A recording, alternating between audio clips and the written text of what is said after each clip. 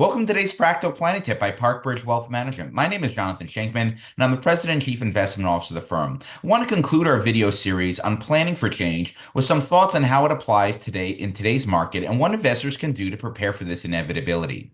So, the concept of change is particularly important to discuss today, given the incredible run-up in the S&P 500, which are the 500 largest U.S. companies, and U.S. technology stocks as well. Since 2009, aside from a few brief interruptions, including what we're experiencing right now over the past couple of days, these areas of the market have continued to rise. It's common for inexperienced investors or those who began investing after 2009 to assume that these areas of the market will only go up.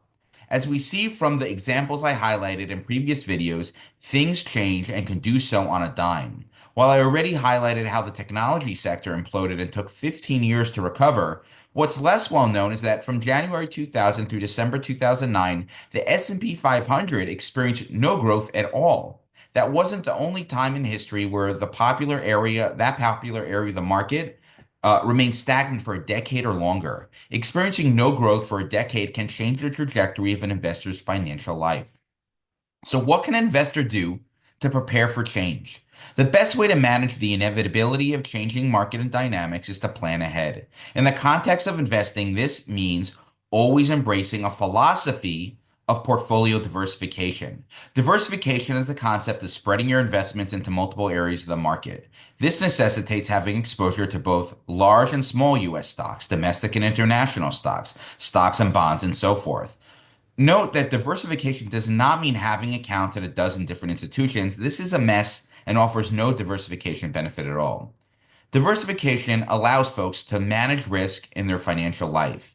In one area of the market, if one area of the market plummets, others will do well and vice versa. Unfortunately, it seems like risk management goes out the window during every bull market.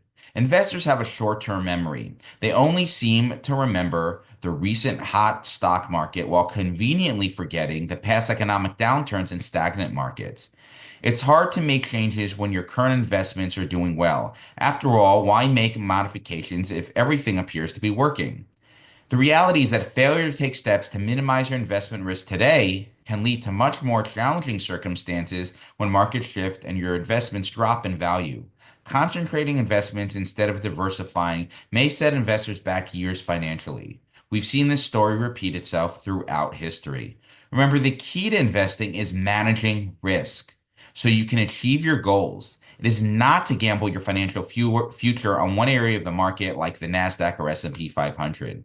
In the area of investing, we can certainly plan ahead. No one has prophetic ability to determine what God's plan is for the market. Therefore, we need to diversify investments to minimize our risk, increase the probability of achieving our goals, and avoid potentially devastating financial consequences. Change is inevitable. Investors should plan accordingly. And with that, I hope you found this practical planning tip helpful. Until next time, stay prudent, practical, and don't forget to plan ahead.